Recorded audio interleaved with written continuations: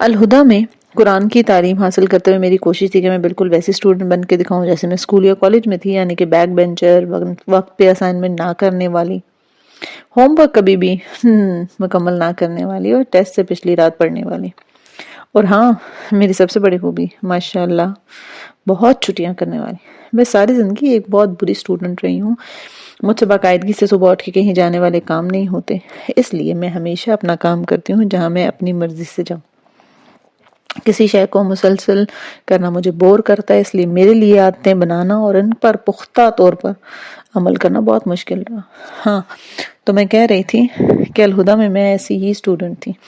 میں class attend کر لیتی تھی، 4-5 روز بعد ایک چھٹی کر لیا کرتی تھی لازماً، اور اسائنمنٹ جس دن جمع کروانی ہوتی میں صبح الہدا جاتے ہوئے 45 منٹ کے سفر کے دوران انہیں حل کرتی تھی۔ اگر کسی دن کسی سپارے کا ٹیسٹ ہوتا تو وہ بھی میں وین میں تیار کرتی۔ میں پورا سپارہ الہدا کے راستے میں ہی دہرا لیا کرتی تھی اور کلاس میں جا کے ٹیسٹ دے دیتی تھی۔ میرے 100 میں سے 93 یا 94 نمبر آ جاتے تھے اور میں اسی میں خوش تھی۔ میں کبھی بھی لائق طالبات کی طرح نہیں تھی جو 99.5 نمبرز 99.5 نمبر لے کے افسردہ ہو کر بیٹھتی کہ ہمارا آدھا نمبر کہاں سے کٹا، کیسے کٹا، کیوں کٹا۔ بھئی میرے لیے بہت تھا کہ میں پاس ہو گئی ہوں اور میرے 93 نمبر آ گئے، میں خوش ہوں۔ اسائنمنٹ جیسی بھی ہو ہمارے بندے کر لیتی تھی، مجھے کبھی پرواہ نہیں ہوتی تھی کہ میرے کتنے نمبر آ رہے ہیں۔ مجھے الہدا میں زیادہ دلچسپی تھی آج کے دن میں کون سی آیات پڑھنے جا رہی ہوں۔ آج اللہ تعالیٰ نے اپنی کتاب میں میرے لیے کیا پیغام لکھا۔ ہر روز میں صبح الہدا جاتے جاتے ساتھ میں اشتیاق سے اپنی جگہ پہ جا کے بیٹھ جاتی اور بہت دلچسپی سے سپارہ کھولتی کہ دیکھتے ہیں آج مجھے اپنے گزشتہ روز کی الجھنوں کا کیا جواب ملتا ہے۔ میں ایڈوانس میں اگلی آیات نہیں پڑھا کرتی تھی، یہ چیٹنگ تھی نا۔ میں صرف اس روز کی آیات پڑھتی اور سپارہ بند کر دیتی۔ مجھے ایسا کوئی دن یاد نہیں ہے جب مجھے قرآن سے میرے مسئلوں کے جواب نہ ملے ہوں۔ یہ سب میں کیوں بتا رہی ہوں؟ کیونکہ ظاہر ہے مجھے شرمندگی تھی کہ میں ایک اچھی اسٹوڈنٹ نہیں۔ مجھے کتاب سے دیکھ کے اسائنمنٹ حل کرنے جیسے کاموں میں بھی دلچسپی نہیں ہوتی تھی۔ اسائنمنٹ میں ایسے سوال ہوتے تھے جن کے جوابات غور سے لیکچر سن کے نوٹس لینے والے ہی دے سکتے تھے۔ مجھے یہ کام اتنا دلچسپ نہیں لگتا تھا۔ پرانے نوٹس کھولو، اسائنمنٹ کے جواب ڈھونڈو اور ان کو لکھتے جاؤ۔ مجھے دیکھ کے لکھنا بالکل پسند نہیں تھا۔ مجھے لکھنا وہ پسند تھا جو پہلے سے لکھا نہ گیا ہو، جو کہا نہ گیا ہو، جو وہاں موجود نہ ہو۔ لیکن پھر ایک دن سب بدل گیا۔ میرے لیے الہدا کا سارا تجربہ ہی بدل گیا۔ یہ وہ دن تھا جب ہم نے سورہ بنی اسرائیل مکمل کی۔ یہ کورس شروع کرنے کے 6 ماہ بعد کی بات ہے۔ سورہ بنی اسرائیل قرآن کے وسط میں ہے۔ کورس 1 برس کا تھا اور ہم نے تقریباً 6 ماہ میں اس کا آدھا کورس مکمل کر لیا تھا۔ ان دنوں میں مصحف لکھنے کے آغاز کر رہی تھی، البتہ ابھی وہ اشاعت کے لیے نہیں گیا تھا۔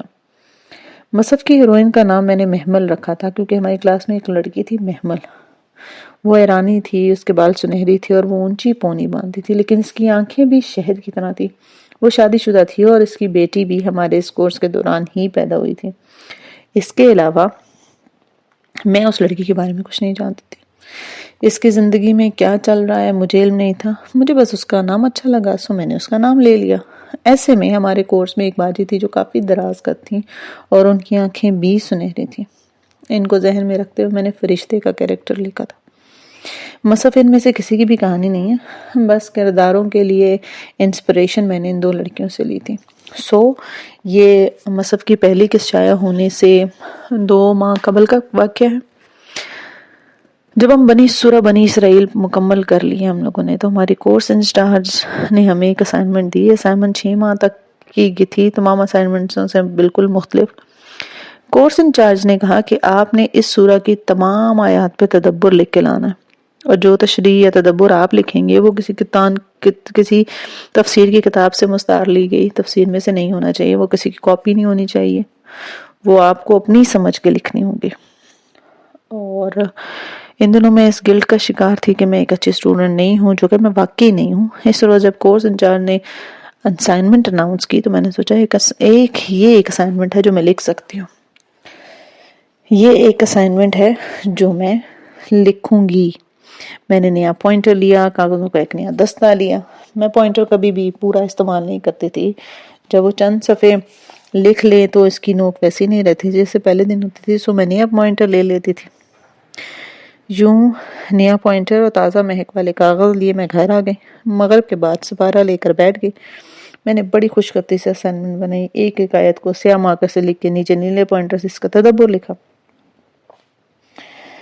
سورہ طویل تھی، سو اسائنمنٹ بھی طویل ہوگی، لیکن دل نے کہا خیر ہے، کوئی بات نہیں۔ نمرہ کا پرانا مسئلہ، ناول ہو یا قصہ، اس غیر ضروری تفصیل میں جانے کی عادت تھی۔ نمرہ کے الفاظ ہیں بھئی، نمرہ کی مرضی۔ صبح وین کے راستے میں نے اپنی کلاس فیلو سے پوچھا کہ انہوں نے اسائنمنٹ بنا لی یا نہیں، اور ان کا جواب سن کے مجھے دھچکا لگا۔ جب کورس انچارج اسائنمنٹ اناؤنس کر رہی تھی تو کچھ لڑکیوں نے دھیان نہیں دیا۔ جس نے دھیان دیا اس نے سنجیدہ نہیں لیا اس کو، کیونکہ یہ کوئی رسمی اسائنمنٹ نہیں تھی جس کے مارکس ٹرم رزلٹ میں جمع ہو۔ بہت کم لڑکیوں نے اسائنمنٹ بنائی۔ کلاس میں جانے کے بعد جب میں نے ان کلاس فیلوز کے اسائنمنٹ دیکھی جنہوں نے کس طرح سے اس کو بنایا تو میں گمسم سی ہو گئی۔ سب نے تو پوری صورت میں سے 5 سے 10 آیات پہ چند سطور کا تدبر لکھا تھا۔ مکمل سورہ نہیں کرنی تھی کیا؟ میں نے اپنا شاک چھپاتے ہوئے پوچھا۔ نہیں نا، میری پڑھاکو کلاس فیلوز نے مزے سے بتایا۔ کلاس کے بعد ہم نے کورس انچارج باڈی سے جا کے پوچھا تھا کہ ساری سورہ تو بہت طویل ہو جائے گی، ہم ایک دن میں کیسے کریں گے؟ تو انہوں نے کہا کہ بس چند آیات کا کر لیں جنہوں نے آپ کو سب سے زیادہ متاثر کیا۔ اس نے بڑے فخر سے اپنے 2.5 صفحے کے اسائنمنٹ دکھائے۔ یہ ہوتے ہیں اچھے سٹوڈنٹس، ٹیچر سے تفصیل سے بات کر لیتے ہیں، میرے جیسے نہیں جن کو ٹیچر جانتے تک نہیں، اور جو اس ڈر سے سوال نہیں کرتے کہ کہیں کوئی ایسی بات نہ ہو جائے جس سے ظاہر ہو جائے کہ وہ چھٹیاں کرتی ہے۔ تم اپنی اسائنمنٹ دکھاؤ، میری دوست نے اب مجھ سے پوچھا۔ دکھاتی ہوں، میں نے تم سے کل کے لیکچر کے بارے میں کچھ پوچھنا تھا، پہلے وہ بتاؤ۔ میں نے اپنی اسائنمنٹ کے کاغذ مزید بیگ کے اندر چھپاتے ہوئے بات بدل لی۔ میری یہ دوست قراقرم کا تاج محل کی بہت بڑی فین تھی، اس کو نہیں معلوم تھا کہ میں رائٹر نمرہ احمد ہوں۔ کچھ روز قبل اس نے بڑے افسوس سے مجھے بتایا کہ قراقرم کا تاج محل کے رائٹر نے اسے بہت رلایا۔ آج اس کی بات پہ مجھے اتنا غصہ آیا، سوچا کہ میں نے تمہیں بہت زیادہ رلایا ہوتا، کاش۔ جب اسائنمنٹ جمع ہونے لگی تو میں مخمصے میں پڑ گئی۔ میں نے سوچا میں اپنی اسائنمنٹ نہیں دیتی، اتنی بیجا طویل اسائنمنٹ کون پڑھے گا۔ میں نے اس کو ویسے نہیں لکھا جیسے لکھنا چاہیے تھا، میں نے اس کام کو اوور ڈو کر دیا۔ اگر میں اچھی اسٹوڈنٹ ہوتی اور بینک پنچر نہ ہوتی تو یہ نہ ہوتا۔ لیکن الہدا میں پہلی دفعہ کوئی اسائنمنٹ گھر بیٹھ کے بنائی ہے، جمع تو کروانی تھی نا۔ اسائنمنٹ دینے کے بعد مجھے کوئی مہم سی امید پیدا ہوئی کہ شاید میری اسائنمنٹ کورس انچارج کو اچھی لگے اور وہ مجھے ایک اچھے اسٹوڈنٹ کے طور پہ یاد رکھے۔ رائٹرز کا سب سے بڑا مسئلہ یہ ہوتا ہے کہ انہیں ریڈر چاہیے ہوتا ہے جو ان کا کام پڑھے، سمجھے اور اس کی قدر کرے۔ 2-3 دن بعد کی بات ہے، میں بریک ختم ہونے کے بعد وضو کرنے چلی گئی۔ بیک بینچرز کی ایک نشانی اور ہوتی ہے کہ بریک کے بعد وضو میں وقت لگاتے ہیں اور پیچھے سے کلاس شروع ہو جاتی ہے۔ ڈنڈی مارنے کا ایک اور موقع ہاتھ سے نہیں جانے دیتے۔ میں وضو کر کے کلاس روم میں گئی تو مجھے یاد ہے میرے بازو سے پانی ٹپک رہا تھا اور میں آستین نیچے کرتے ہوئے اندر داخل ہوئی۔ ہماری کلاس ایک بہت بڑا ہال تھی، اس کی چھت پہ بے تحاشا بتیوں سے بھری ہوئی تھی، مزین تھی۔ اس کی 3 دیواروں پہ دیوار گیر کھڑکیاں تھیں جنہوں نے اسے مزید روشن کر رکھا تھا۔ ہر طرف نیلے اسکارف اور سفید یونیفارم والی لڑکیاں زمین پہ بیٹھی اپنے اپنے چھوٹے ڈیسک پہ قرآن رکھے ہوئے تھیں۔ اوپر سٹیج پہ کورس ٹیچر انچارج بیٹھی۔ جیسے ہی میں نے ہال کے گلاس ڈور کے اندر قدم رکھا، بہت سی لڑکیوں نے میری طرف اشارہ کر کے کہا، یہ ہے نمرہ۔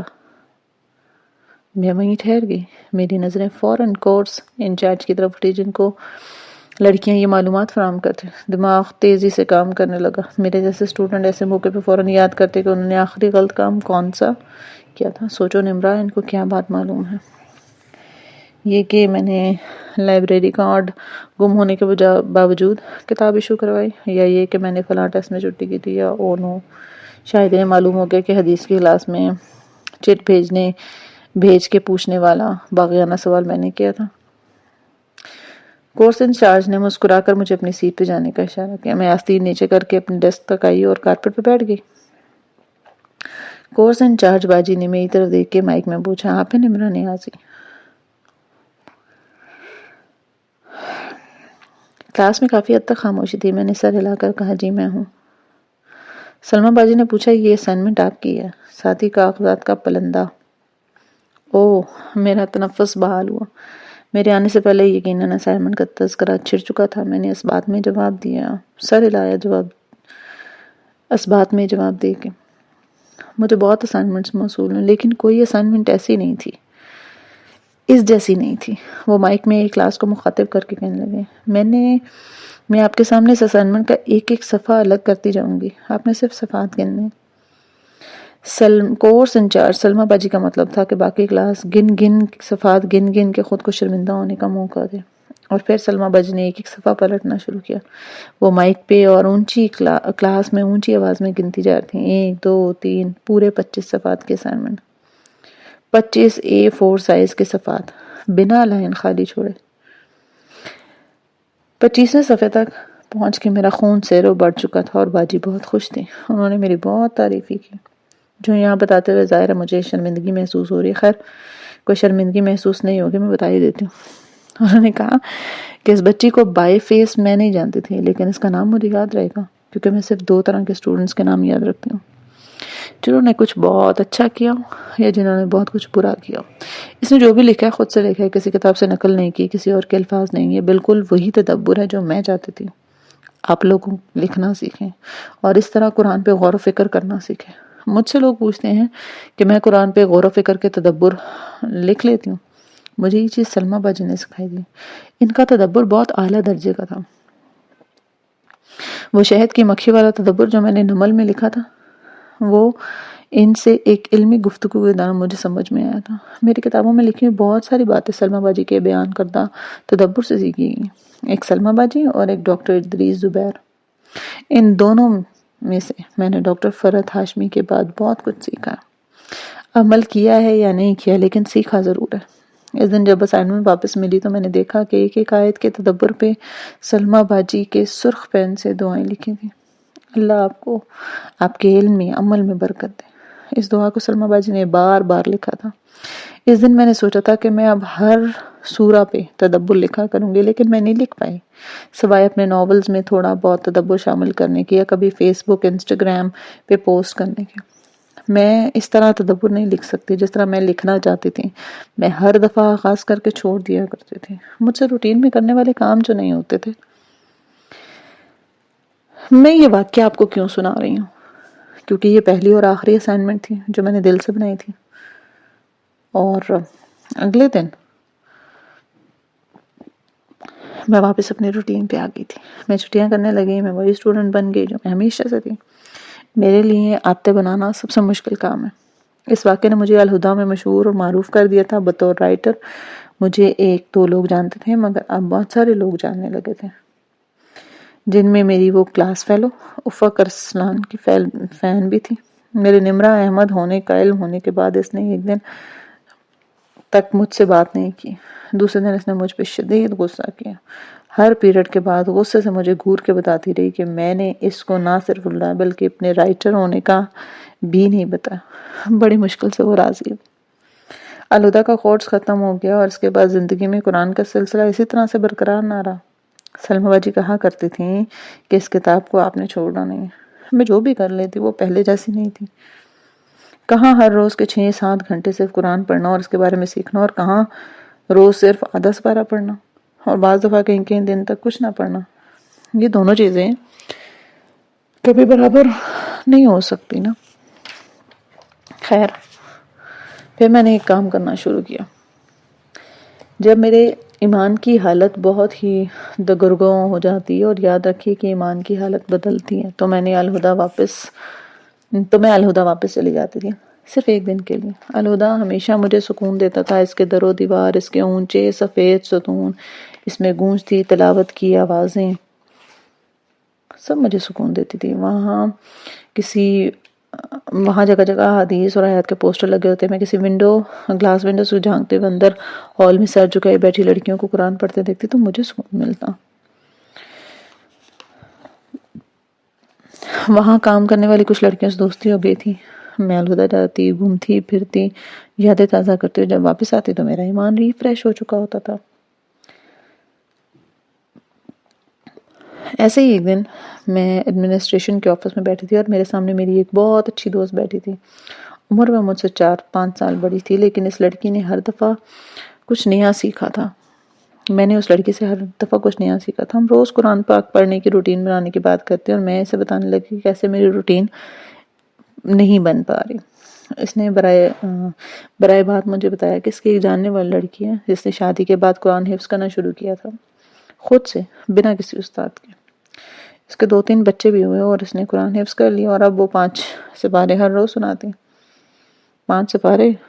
میری تو آنکھیں کھلی رہ گئی۔ ہاں ٹھیک ہے، میں نے قراء حضرات کو روزانہ 5-7 سپارے پڑھتے سنا تھا کہ ایک شادی شدہ لڑکی جس پہ گھر اور بچوں کی ذمہ داری ہوتی ہے، اور اگر روز کے 5 سپارے سنائے تو یہ انوکھی بات ہے۔ میں بڑی متاثر ہوئی۔ میں شاید کبھی کسی سے اتنی متاثر نہیں ہوئی جتنی میں اس لڑکی سے متاثر ہوئی۔ 5 سپارے، سبحان اللہ، اگر یہ لڑکی کر سکتی ہے تو میں کیوں نہیں؟ اس روز گھر جا کے میں کافی دیر سوچ میں پڑی رہی۔ میں بمشکل 1 سپارہ سنا دوں میری بس ہو جائے گی، اور یہ ایسے لوگ ہیں جو 5-5 سپارے سنا لیتے ہیں۔ میں تو اس کے مقابلے میں بہت پیچھے ہوں۔ وہ بھی تو انسان ہے نا، وہ کر سکتی ہے تو میں کیوں نہیں؟ مجھے اس لڑکی کے واقعے نے بہت ہمت دی۔ میں نے سوچا کہ اب میں اپنے قرآن کی روز کی دہرائی بڑھاتی جاؤں گی، وہ کر سکتی ہے تو میں کیوں نہیں؟ اور پھر میں نے ویسے ہی کیا۔ وہ لڑکی جسے میں نے دیکھا نہیں تھا، جس کا نام میں نہیں جانتی تھی، جسے میں کبھی ملی نہیں تھی، میں نے اس سے بات کر کے پوچھا کہ وہ ایسے کیسے کرتی ہے۔ وہ لڑکی میرا گول بن گئی، وہ میرا ایسا ٹارگٹ بن گئی ہے جس کو مجھے اچیو کرنا ہے، میری زندگی کا نصب العین بن گئی ہے۔ مجھے نہیں معلوم وہ کیسے کرتی ہے، لیکن میری عمر کی لڑکیاں جس کی ذمہ داریاں مجھ سے زیادہ ہیں، اگر وہ کر سکتے تو میرے پاس تو بہانہ نہیں ہونا چاہیے کہ میں یہ نہیں کر سکتی۔ خیر، اور میں نے اپنی فرینڈ کو فون پہ روز قرآن پاک سنانا شروع کر دیا۔ اس کو میں نے کہا کہ ہم روز مقدار بڑھاتے جائیں گے، وہ بھی خوش ہوگی۔ اس نے کہا ایسے اچھا ہے نا، وہ بھی روز کا آدھا سپارہ 1 سپارہ سن کے بور ہو گئی تھی۔ یوں میں بھی تازہ دم ہو گئی۔ اب وہ ایک اندیکھی انجانی سی لڑکی میری زندگی کی انسپریشن بن چکی تھی۔ میرا ٹارگٹ 5 سپارے ہوتے تھے اور میں نے اس ٹارگٹ کو اچیو کرنے کے لیے قدم بڑھانے شروع کر دیے تھے، اور میری زندگی کا سب سے مشکل ترین کام ثابت ہوا یہ۔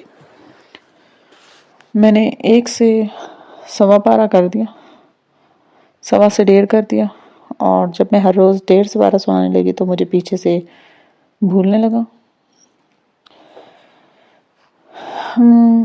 میں نے 1.5 سے 1.25 سپاروں تک آئی تو میری زندگی کے دوسرے کام گڑبڑ ہونے لگے، میں باتیں بھولنے لگی۔ میں 1.25 سے 2 تک آئی تو میں نے لکھنا چھوڑ دیا۔ میرا کسی کام میں دل نہیں لگتا تھا، مجھے غصہ آنے لگا تھا، مجھے ہر بات پہ شدید غصہ آتا تھا۔ مجھے کوئی کچھ کہتا تو میرا دل کرتا میں اس شخص کو کاٹ ڈالوں۔ کوئی مجھ سے بات نہ کرے، کوئی مجھے کچھ نہ کہے، مجھے اپنا ٹارگٹ پورا کرنا۔ میں 2 سے 2.25 سپارے سنانے لگی تو میرے پاس کس سے بات کرنے کا وقت نہ رہا۔ میرے کام ادھورے رہنے لگے، ہر چیز آپس میں مکس ہو گئی۔ میں 2.25 سے 2.5 تک آئی، میری نیند ڈسٹرب ہونے لگی۔ میرے ذہن میں ہر وقت قرآن کی آیات تو گردش کرتی ہے۔ اچھی بات ہے نا، آپ کے ذہن میں ہر وقت قرآن رہے، اس سے زیادہ خوش نصیبی کی بات کیا ہو سکتی ہے۔ میں نیند میں سوتی جاگتی ہر کیفیت میں آیات دہرانے لگی۔ میں کچی نیند میں کوئی سورت دہرانے لگی اور کہیں سے کوئی بھول جاتا تو اسی وقت اٹھ کے قرآن پاک کھول کے اگلی آیت دیکھتی، پھر سے یاد کرتی، جا کے سو جاتی تھی۔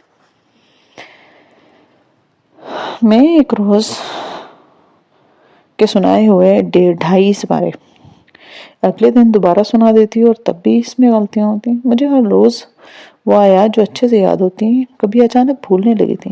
میں شدید فرسٹریشن کا شکار ہونے لگی۔ میری سمجھ میں نہیں آتا تھا کہ میں اپنے بال نوچوں یا کسی کو ماروں۔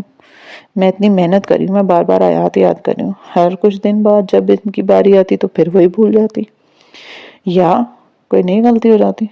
کیوں سب کچھ ازبر نہیں ہو رہا؟ میں نے 2.5 سے 3 سپارے کرنے چاہے لیکن میں نہیں کر سکی۔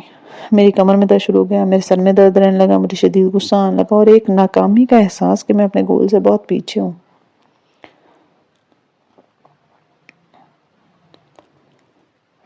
پھر آہستہ آہستہ مجھے ایک اور احساس شدت سے ہونے لگا کہ میں نہیں یہ کر پاؤں گی.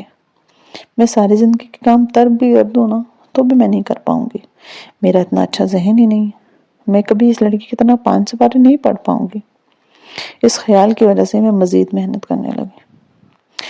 میں نے زندگی میں نا کبھی کسی چیز پہ ایسے دیوانہ وار محنت نہیں کی جیسے ان دنوں میں نے اپنی قرآن کی روٹین پہ کی تھی.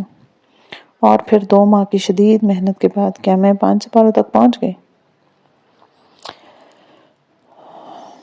نہیں، میں 2.5 سپارے سے آگے بڑھ نہیں پائی. میں نے بہت برا محسوس کیا. مجھے سمجھ میں نہیں آتا تھا کہ میں کیا کروں. میں جتنا زیادہ سناتی تھی میری رفتار اتنی کم ہوتی جاتی تھی. میں 2.5 سے 2 پہ 2 سے پہ واپس آنے لگی. مجھے اتنی بے بسی ہوتی. ایک دن میں اپنی فرینڈ کو سورہ مزمل سنا رہی تھی، چونکہ مجھے قرآن کا ترجمہ بھی معلوم تھا، یعنی کہ عربی آیت پڑھوں تو معلوم ہوتا ہے کہ میں اس میں کیا کہا جا رہا ہے. تو میں اس سورہ کے دوران بار بار اڑنے لگی. میری دوست کہنے لگی یہ سورہ تو تمہیں بہت اچھی آتی تھی، اس میں کیوں اڑ رہی ہو؟ میں نے اسے جواب نہیں دیا. مجھے سورہ یاد تھی، بس اس کا معنی کچھ ایسا تھا کہ میں سوچ میں پڑ گئی. کیا میرے لیے نہیں کہا جا رہا یہ عام لوگوں کے لیے کہا گیا نا، میرے لیے نہیں. میرا ذہن اس سے بہتر ہے. میرے پاس کوئی بہانہ نہیں ہونا چاہیے. میں نے اس سورت کے معنی کو نظر انداز کیا. میں آگے پڑھتی گئی. سورۃ القیامہ کی ایک آیت پہ میری زبان پھر لڑکھڑانے لگی. بہت بار کی پڑھی آیت آج مجھے مختلف لگنے لگی، لیکن پھر بھی میں نے اسے نظر انداز کیا. یہ میرے لیے نہیں ہے. ہر آیت ہمارے لیے نہیں ہوتی شاید. اس روز سبق سنا کے بہت دفعہ مجھے وہ آیت یاد آئی، لیکن میں بضد تھی کہ وہ میرے لیے نہیں ہے. میرا ٹارگٹ وہ لڑکی ہے جو سے 5 سپارے سنانے والی لڑکی. کچھ دن بعد مجھے دوبارہ 29ویں سپارہ پڑھنے کا موقع ملا. اس دن جب میں اس کو یاد کرنے لگی تو مجھے وہ یاد ہی نہیں ہو رہا تھا. میں نے ہمت ہار کے قرآن پاک کو رکھ دیا. پھر میں نے قرآن چھوڑ دیا. اگلے کئی ماہ تک قرآن نہیں پڑھا میں قرآن اٹھا بھی نہیں سکی. میں نے جان لیا تھا کہ میں ناکام ہو گئی ہوں، اور ناکامی اتنی شدید کہ مجھ سے قرآن پاک نہیں اٹھایا جا رہا تھا. قرآن کا خیال ہی اتنا تھکا دینے والا تھا، اتنا بھاری ہوتا ہے کہ میرے سر میں درد شروع ہو گیا تھا. میں نے قرآن کو سرے سے چھوڑ دیا تھا. عرصے بعد جب قرآن پاک پھر سے کھولا تو سورہ مزمل کھلی. مجھے ایک طویل عرصہ لگا یہ سمجھنے میں کہ میں 5 سپاروں کے ہدف کو کیوں نہیں پہنچ سکی اور کیوں میں نے قرآن چھوڑ دیا. ایسا نہیں تھا کہ اللہ مجھ سے ناراض تھا، بس وہ نہیں چاہتا تھا جو مجھے کرنا چاہیے تھا. مجھ سے غلطی کہاں ہوئی اور کیسے ہوئی، یہی بتانے کے لیے میں نے آپ کو یہ 2 واقعات سنائے. ان واقعات کو یہیں چھوڑ کے واپس پیچھے چلتے ہیں اپنے اصل کی طرف. ہمارا اصل کیا؟ ہمارا اصل اللہ تعالیٰ کی کتاب ہے. اگر آپ کو خود کو سمجھنا ہے تو اس کتاب کو سمجھنا ہوگا، اس کی حکمت، اس کی دانائی کو اپنے اندر جذب کرنا ہوگا. اور ہمارا اصل ہمارے رسول کی سنت ہے، آپ صلی اللہ علیہ وآلہ وسلم کی حدیث مبارکہ ہیں. حضرت عائشہ سے روایت ہے، انہوں نے کہا کہ بنو اسد قبیلہ کی ایک عورت میرے پاس بیٹھی تھی. اتنے میں رسول اللہ تشریف لائے. آپ صلی اللہ علیہ وسلم نے پوچھا یہ عورت کون ہے؟ میں نے کہا فلانی عورت ہے جو رات بھر نہیں سوتی. پھر اس کا نماز کا حال بیان کیا. آپ صلی اللہ علیہ وسلم نے فرمایا بس اتنا عمل کرو جتنے کی طاقت ہو، اس لیے کہ اللہ تو ثواب دینے سے نہیں تھکتا نا، تم ہی تھک جاؤ گے. اس بات کا کیا مطلب تھا؟ کیا مطلب ہے؟ بندہ اپنی عبادت اتنی کرے جتنی چاہے بڑھا دے، اللہ تعالیٰ اس کی عبادت سے نہیں تھک سکتا، لیکن بندہ تھک جاتا ہے. بندے کو وہ عبادت کرنی چاہیے اور اتنی کرنی چاہیے جو اس کو نہ تھکائے. رسول کریم صلی اللہ علیہ وآلہ وسلم نے فرمایا اللہ تعالیٰ کی طرف سے سب سے محبوب عمل وہ ہے جو ہمیشہ ہو، اگرچہ تھوڑا ہو. اللہ کو وہ اعمال اچھے لگتے ہیں جن کو ہم تھوڑا کریں لیکن روٹین میں کریں، اپنی آسانی کے ساتھ، اور ان کو عادات میں ڈالیں. ان دونوں واقعات میں نے اپنی طرف سے قرآن کے لیے کچھ کرنا چاہا تھا. ایک واقعے میں پورا سال کچھ نہ کرنے والوں میں سے تھی، اور دوسرے سال میں نے دل سے ایک اسائنمنٹ بنا لی تھی اور میں نے اس کو 25 صفحات پہ پھیلا دیا تھا. ایک بڑا شاٹ. اس وقت لگا تھا کہ سب سے اچھی اسائنمنٹ میری تھی، لیکن اب مجھے لگتا ہے کہ میرے مقابلے میں 4 صفحات والی اسائنمنٹ اللہ کو زیادہ پسند آئی ہوگی، کیونکہ وہ اسٹوڈنٹس ہر روز دیا جانے والا ہوم ورک غور سے سنتی تھی، اس پر عمل کرتی تھی، اپنے استاد کی بات ماننے کو اپنی عادت بنا چکی تھی۔ اللہ تعالیٰ کے نزدیک یقیناً ان کی چھوٹی اسائنمنٹ زیادہ پسند کی جائے گی، کیونکہ وہ ہر روز اپنی اچھی عادات پر عمل کرتی تھی۔ دوسرے واقعے میں نے وہ کیا جو میرے لیے نہیں تھا۔ اللہ تعالیٰ میرے 5 سپاروں سے نہیں تھک سکتا تھا، میں تھک سکتی تھی نا۔ میں نے اپنا موازنہ کیا ایک دوسرے انسان سے، جس کی ذہنی کیفیت، جس کی عادات، روٹین، گھر کا سسٹم، سب کچھ مجھ سے مختلف تھا۔ اور کیا تھا میں نہیں جانتی تھی۔ میں نے اپنا ایک گول سیٹ کیا اور مجھے بھول گیا کہ زندگی گول سے خوبصورت نہیں بنتی، زندگی اس گول تک پہنچنے کے سفر سے خوبصورت بنتی ہے۔ اور زندگی منزل کا نام نہیں ہے، زندگی سفر کو انجوائے کرنے کا نام ہے۔ مجھے سورہ مزمل میں بار بار ایک بار بتائی گی جس کو میں نے نظر انداز کیا۔ اللہ تعالیٰ فرماتے ہیں، ترجمہ بتا رہی ہوں، تم قرآن میں سے پڑھو جتنا تم آسانی سے پڑھ سکو، تم اس میں سے پڑھو جتنا آسانی سے پڑھ سکو۔ سورہ قیامہ میں مجھے بار بار بتایا گیا کہ تم اپنی زبان کو اس قرآن کے پڑھنے کے لیے تیز تیز نہ ہلاؤ، اس کو تم سے پڑھوانا اور یاد کروانا ہمارے ذمہ۔ میں روز 5 سپارے اس لیے دہرانا چاہتی تھی کیونکہ جتنے زیادہ سپارے آپ ایک دن میں دہراتے ہیں اتنی جلدی ان کی باری دوبارہ آتی ہے۔ 5 سپارے روز دہراؤ تو 7ویں دن ہی ان کی باری آ جائے گی اور وہ بھولیں گے نہیں۔ لیکن قرآن اللہ تعالیٰ آپ کو یاد کرواتا ہے اور اللہ تعالیٰ آپ کو بھلواتا ہے۔ میں اگر قرآن کی عادت بنا کے روز تھوڑا تھوڑا سنا دیتی، لیکن ہر روز سناتی اور کئی سال تک اس عادت کو برقرار رکھتی، تو اتنے سال سنانے کے بعد مجھے قرآن پاک پکا یاد ہو جاتا۔ اللہ کو ہمارے گڈ بکس نہیں پسند، اللہ تعالیٰ کو ہماری اچھی عادتیں پسند ہیں۔ عادتیں انسان کو کامیاب کرتی ہیں، عادتیں انسان کو ناکام کرتی ہیں۔ اس تجربے نے جو چیز مجھے سکھائی، جو میں آپ کو بتانے جا رہی ہوں، کہ اگر آپ کو زندگی میں کامیابی چاہیے تو آپ کو کچھ ایسی لائف لانگ عادتیں اپنانی ہوں گی جو عادتیں انسان کو کامیاب کرتی ہیں، جو کامیاب لوگ اپناتے ہیں۔ میں نے مشکل طریقے سے جانا، لیکن جان لیا کہ اللہ تعالیٰ نے ہمارا سسٹم ایسا بنایا۔ جب ہم کسی چیز کے پیچھے خود کو تھکاتے ہیں نا تو ہم کامیاب نہیں ہوتے۔ کامیابی کے لیے ہمیں اس شے کو نرمی سے، آہستگی سے اپنی زندگی میں ڈالنا ہوتا ہے۔ جسے پانی کے بہاؤ کے لیے آپ ذرا سا راستہ کھول دیں تو باریک سی ندی کی صورت میں اندر آتا ہے، آپ کی زندگی کو سیراب کر دیتا ہے۔ لیکن اگر آپ پانی کے راستے کے سارے بند ڈھا دیں تو وہ سیلاب کی طرح ہوگا، آپ کو بھی بہا لے جائے گا یا ڈبو دے گا۔ یوں اپنا آپ اس پانی میں کھو دیں گے جس کا مقصد آپ کو ہرا بھرا کرنا تھا۔ ہم سب محنت کرنا اور کامیاب ہونا چاہتے ہیں، ہم سب بڑا آدمی بننا چاہتے ہیں، ہم سب کو کوئی بڑا کام کرنا ہوتا ہے، لیکن ہم نہیں جانتے کہ ہر بڑا کام بہت چھوٹی چھوٹی عادتوں سے مل کر بنتا ہے۔ آپ نے جہاں اپنی زندگی کے لیے گول سیٹ کرنے ہیں وہاں آپ نے اپنا سسٹم بھی بنانا ہے، ایسا سسٹم جس کے ساتھ آپ چل سکیں۔ میرے لیے 5 سپاروں والا سسٹم کارآمد نہیں تھا، میرے لیے 1 سپارے والا سسٹم کارآمد ہے۔ مجھے وہ سسٹم اپنانا ہے جو میرے مطابق ہو، اچھی عادات ہوتی ہیں جو آپ کی روٹین کو ڈسٹرب نہ کریں اور آپ کے دوسرے سسٹم تباہ نہ کریں۔ آپ اچھی عادتیں کہاں سے اور کیسے بنانا شروع کریں گے؟ میں اس کتاب کو نصیحتوں کی کتاب کے بجائے جو خود سیکھا ہے اس کو آگے سکھانے کی کتاب بنانا چاہتی ہوں۔ تو میں آپ کو بتاتی ہوں کہ میں نے ایک اچھی عادت وہ کہاں سے اپنائی تھی، جو تھوڑی بہت میرے میں اچھی عادتیں وہ ان کی ذکر کر رہی ہوں۔ میں عادتیں اپنانے کا لفظ نہیں استعمال کری کیونکہ کچھ عادتیں آپ کو بنانی پڑتی ہیں۔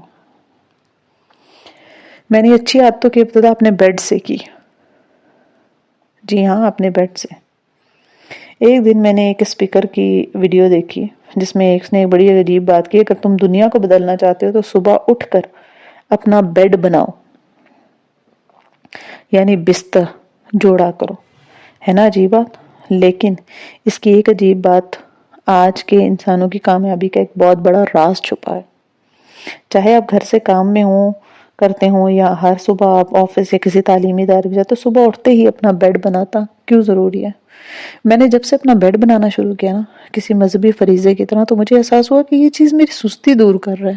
ہم ہر وقت سستی کی شکایت کرتے ہیں نا، جب تک چائے حلق میں نہ انڈیلو، میرے جیسے لوگ کی تو سستی بھاگ ہی نہیں سکتی ہے، لیکن جب ہم اپنا بیڈ نہیں بنا لیتے، بستر جوڑنا آپ کو واپس بستر میں جانے کی ترغیب سے روک دیتا ہے۔ یہ کہ آپ فریش ہو چکے ہیں۔ میں صبح صبح اٹھ کے اپنا بستر بناتی ہوں، بیڈ شیٹ جھاڑ کے دوبارہ بچھاتی ہوں، چاروں طرف سے اسے میٹرس کے اندر اڑیستی ہوں، بیڈ کور یا بلینکٹ طے کر کے لیئرز میں یوں بچھاتی ہوں جیسے دوبارہ اس میں لیٹوں یا بیٹھوں تو ذرا سا اٹھانے سے وہ کھل نہ جائے۔ بہت لوگ اس کو 4 تہیں لگا کے بچھاتے ہیں، ایسا نہیں کرنا چاہیے۔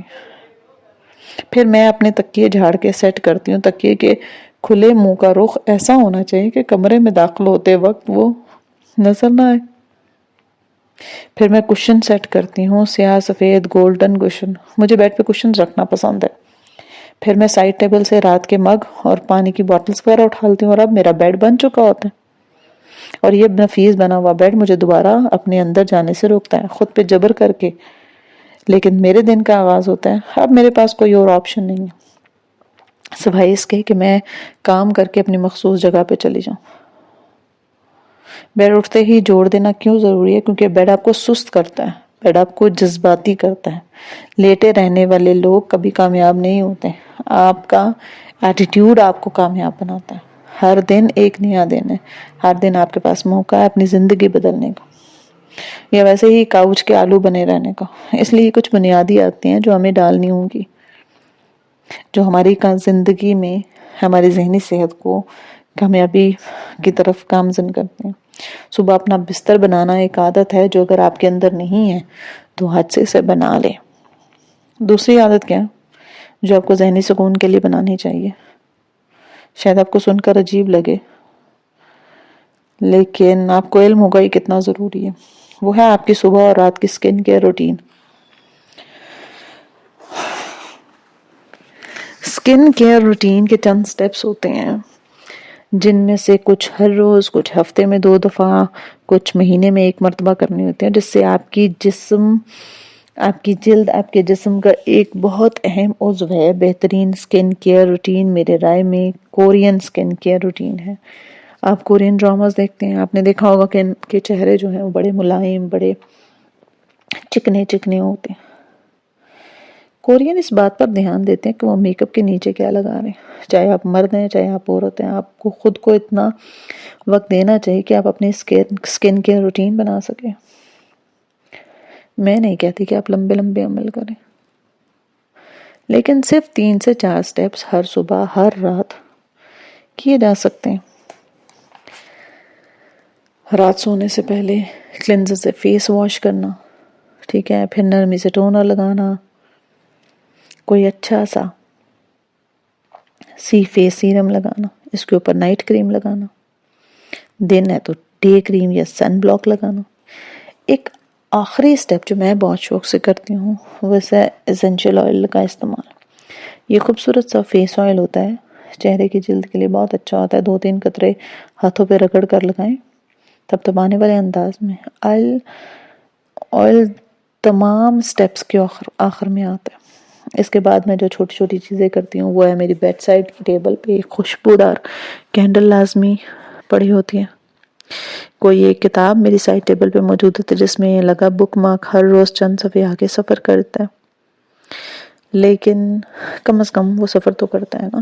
چھوٹی چھوٹی عادتیں انسان کو بدلتی ہیں۔ ان چھوٹی چھوٹی عادتوں کی روٹین کو سیلف کیئر کہتے ہیں، اور اگر آپ کو خود سے محبت ہے تو سب سے پہلے سیلف کیئر پر توجہ دیں۔ ایک اور اچھی عادت جو آپ کو ڈالنی ہے وہ ہر رات سونے سے پہلے اپنے فون یا ڈائری میں 6 باتیں لکھنا۔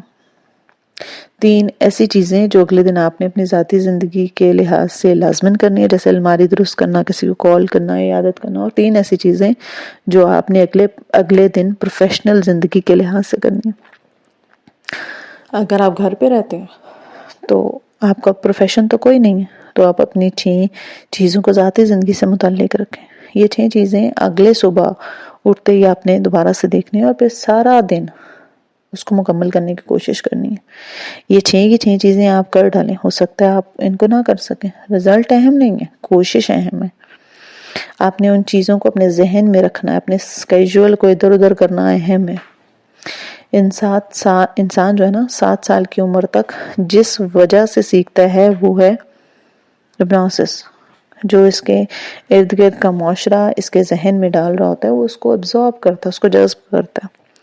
7 سال کے بعد وہ دہرائے جانے کے عمل کو سیکھتا ہے، یعنی عادتوں کے ذریعے۔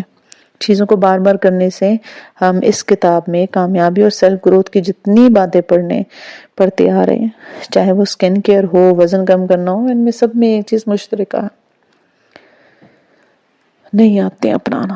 ایسے چھوٹے چھوٹے مگر بنیادی اور مضبوط عادتیں جو بڑے بڑے کاموں کو جنم دیتی ہیں۔ لیکن آپ نے شاید ان عادتوں کو بنانے کے لیے بہت دفعہ کوشش کی ہوگی، لیکن اگر آپ ایسا نہیں کر سکے، کبھی سوچا ہے کیوں؟ ہم یہ عادتیں کیوں نہیں اپنا سکے؟ کیونکہ ہم چیزوں کو کمپلیکیٹڈ، پیچیدہ بنا دیتے ہیں۔ ہم ہر روز تھوڑا تھوڑا کرنے کی حکمت عملی نہیں سمجھتے، ہمیں سب کچھ ایک ہی دن میں جمپ لگا کے کرنا ہوتا ہے، 5 سپارے سنانے ہیں۔ کیا آپ کے ساتھ ایسا ہوتا ہے کہ کوئی کام آپ بڑی خوشی سے شروع کرتے ہیں لیکن کچھ دن کے بعد آپ بور ہو جاتے ہیں، آپ اسے ترک کرتے ہیں کیونکہ آپ نے نا اس چیز کو اپنا گول بنایا ہوتا ہے، اپنی عادت نہیں بناتے۔ جب آپ سے کوئی کام نہیں ہو رہا تھا تو آپ فیصلہ کر لیتے ہیں کہ کل میں اس کام کے صرف ایک حصے پہ کام کروں گی، جیسے کل مجھے اپنی ویب سائٹ پہ کام کرنا ہے اور میرا ویب سائٹ ڈیولپر کب سے کہہ رہا ہے کہ اس پہ کام کرے، لیکن میں کام کے لیے وقت نہیں نکال رہی۔ یہ سطور لکھتے ہوئے مجھے خود بھی احساس ہو رہا ہے کہ میں نے اس کام کو پیچیدہ کر دیا۔ میں نے الہدا کے پورے سال میں ایک ہی دفعہ اتنا لمبا سا تدبر لکھ دیا تھا، اس کے بعد کئی کوششیں کی لیکن ہر دفعہ تدبر لکھنے بیٹھی میں اتنا لمبا نہیں لکھتی، چند دن بعد تھک کے چھوڑ دیتی۔ ہم عادتیں اس لیے نہیں بنا سکتے ہیں کیونکہ ہم چیزوں کو بہت بڑا بنا دیتے ہیں۔ ہمیں چیزوں کو چھوٹا، چیزوں کو سادہ رکھنا ہوگا۔ اگر آپ کسی شے کو عادت بنانا چاہتے ہیں تو اسے سادہ رکھیں۔ میں نے سکن کیئر میں کی روٹین میں صرف منہ دھونے سے لے کر نائٹ کریم لگانا اور پھر صبح چہرہ دھو کے سن سکرین لگانے سے شروع کی تھی۔ آج میں 10 کے 10 سٹیپس آسانی سے کر لیتی ہوں۔ آپ کی عادتیں نا وہ بیج ہیں جو آپ نے اپنی ذات کی کیاری میں بکھیرے ہیں۔ ہر روز ان پہ باقاعدگی سے عمل کرنا ان کو پانی دینے جیسا ہے۔ چند دن تک کوئی فرق نظر نہیں آئے گا، پھر اچانک ایک دن آپ کو ایک کونپل پھوٹتے ہوئے نظر آئے گی، پھر آپ کے اندر سے شاخیں نکلیں گی اور وہ ان سمتوں میں جائیں گی جہاں سے آپ ناواقف ہیں۔ یہ چیزیں جتنا سکون دیتے ہیں نا اتنی تکلیف بھی دیں گی، لیکن آہستہ آہستہ آپ کو اپنی عادتوں کے رزلٹ نظر آنے لگیں گے۔ ایک کے بعد ایک مشکل مرحلہ آپ انہی چھوٹی چھوٹی عادتوں کے باعث سر کر لیں گے۔ لیکن ایک بات، عادتیں اور کامیابیاں ان کی پختہ ہوتی ہیں جو عادات کے راستے میں آنے والی رکاوٹوں کے لیے پہلے سے خود کو تیار کرتے ہیں۔ ان کے پاس پہلے سے ایک پلان اے اور بی ہوتا ہے کہ اگر فلاں شے راستے میں آئی تو اس کا یہ حل نکالوں گا تاکہ میری روٹین ڈسٹرب نہ ہو۔ اور عادتوں کے راستے میں ایک چیز بار بار حائل ہوتی ہے، وہ ہے زندگی۔ زندگی ہمیشہ راستے میں آئے گی، بار بار رکاوٹ ڈالے گی۔ آپ واک کی عادت ڈالنا چاہیں گے نا، مگر تیسرے روز آپ کی ایڑی میں درد شروع ہو جائے گا۔ آپ ڈائٹ فوڈ سٹارٹ کریں گے، 4 دن بعد آپ کو کسی دوسرے شہر میں جانا پڑے گا، کبھی کوئی مہمان آ جائے گا، کبھی کہیں آپ کو جانا ہے۔ یہ زندگی ہے۔ سوائے کرونا کی وبا کے دنوں کے ہم انسان کب تک گھروں میں بیٹھے ہیں؟ سو یاد رکھیں یہ نارمل ہے۔ زندگی بار بار آپ کا راستہ کاٹے گی، آپ کے حالات، ارد گرد کے لوگ، آپ کے اپنے بدلتے موڈ، یہ سب زندگی ہے۔ لوگ ہاتھیں انہی کے درمیان میں رہ کے بناتے ہیں، اس لیے ان کو آپ نے بہانہ نہیں بنانا، ان کے لیے پہلے سے تیار رہنا۔ جیسے سکن کیئر کا موڈ نہیں ہے تو اس دن صرف چہرہ دھو کے نائٹ کریم لگا لیں، صرف ایک سٹیپ کر لینا مجھے عادت میں رکھتا ہے، یوں عادت چھوٹتی نہیں ہے۔ اگلے روز میں واپس اپنے روٹین پہ آ جاتی ہوں۔ کسی دن رات کو دیر سے سونا پڑے، صبح جلدی نہ اٹھا جائے تو میں ان گھنٹوں کا حساب لگاؤں گی جو میں نے آج صبح دیر تک سونے میں ضائع کی۔ اس دن میں کوئی تفریح، ڈرامہ یا سوشل میڈیا کو وقت نہیں دوں گی۔ میں وہاں سے اپنے گھٹے گھنٹے کاٹ کے اپنا کام مکمل کروں گی. ویسے میں اتنی اچھی نہیں ہوں, مثال دے رہی تھی. آپ نے اپنے نفس کو اپنے تابع کرنا ہے, خود اپنے نفس کے تابع نہیں ہونا. نفس کیا ہے؟ نفس ایک طرح سے آپ کا موڈ ہے, آپ کا دل ہے. اس کو ڈسپلن کرنے کی ضرورت ہے. اس کو ہر چیز نہ دیا کریں جو وہ مانگتا ہے. دل چاہتا ہے, جو یہ دل چاہتا ہے نا, لیکن اس کی ہر خواہش پوری کریں گے تو وہ آپ کو بگاڑ دے گا. اس کو آپ نے پیار دینا ہے, اس کی ضرورتیں پوری کرنی ہیں, لیکن اس کی ہر بات پہ ہار نہیں ماننی. ہر چیز کرنے سے بہتر ہوتی ہے. آپ نے نوٹ کیا کہ ہمارے دین میں جمعے کے روز کی سنتوں پہ کتنا زور دیا. ہر جمعے کو لازماً غسل کرنا ہے, چاہے ہفتے کے باقی ہر دن غسل کرتے ہیں, لیکن اس دن لازمی ہے. ہم ناخن تراشتے ہیں, خوشبو لگاتے ہیں, مسواک کرتے ہیں, سورہ کہف کی تلاوت کرتے ہیں, درود شریف پڑھتے ہیں. مجھے لگتا ہے کہ یہ سب ہفتے کے کسی ایک دن کرنا ایک مسلمان کو ڈسپلن کرنے کے لیے یا عادت ڈالنے کے لیے. جمعے کی سنتوں کو مکمل کرنے میں کتنا وقت لگتا ہے؟ بہت تھوڑا. لیکن اگر آپ جمعے کی سنتوں کو سیریس لیتے ہیں تو ہر جمعہ ہوتے ہی آپ کو کسی OCD کے مریض کی طرح ان سنتوں کو پورا کرنے کی جلدی ہوتی ہے. جیسے یہ نہ کیا تو اللہ کو منہ دکھانے کے قابل نہیں رہیں گے. ہماری 5 وقت کی نماز بھی ایک عادت ہے, اس لیے نماز قائم کرنے کا کہا گیا ہے. نماز پڑھنے کا نہیں. فجر اور عشاء کے علاوہ باقی تمام نمازیں جو کہ آسان ہوتی ہیں اور نفس پہ بھاری نہیں ہوتی, اس لیے ان کو بہت سے لوگ پڑھ لیتے ہیں. لیکن 5 وقت کی نماز کو ان کے تمام فرائض کے ساتھ ان کے وقت پہ سنت طریقے سے ادا کرنا, یہ وہی لوگ کر سکتے ہیں جنہوں نے برسوں کی محنت سے نماز کی عادت بنائی ہوتی.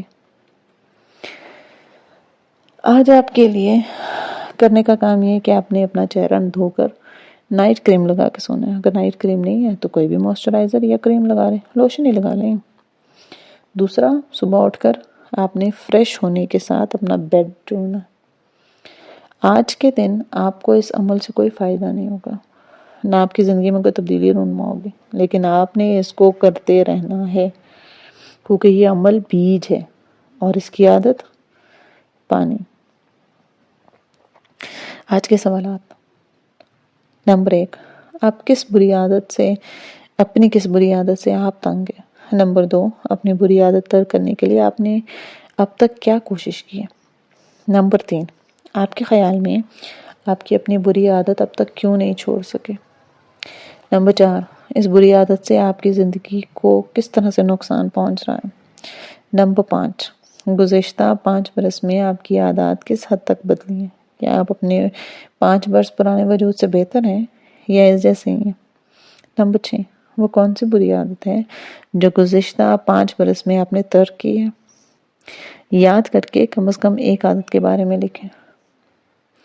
نمبر 7, ایک اچھی عادت جو آپ نے اپنے اندر پیدا کرنا چاہتے ہیں. نمبر 8, یہ اچھی عادت آپ کی زندگی میں کس طرح بہتری لا سکتی ہے.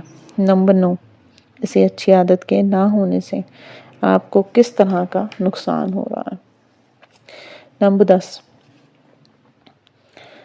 آپ اس اچھی عادت کو اپنے اندر کیوں پیدا نہیں کر سکے؟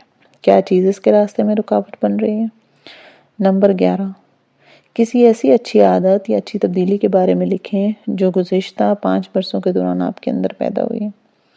نمبر 12, 5 سال پہلے والا آپ کا کم عمر وجود اگر آج آپ کے سامنے آ جائے تو آپ کے خیال میں اس میں اور آپ میں کیا فرق ہوگا؟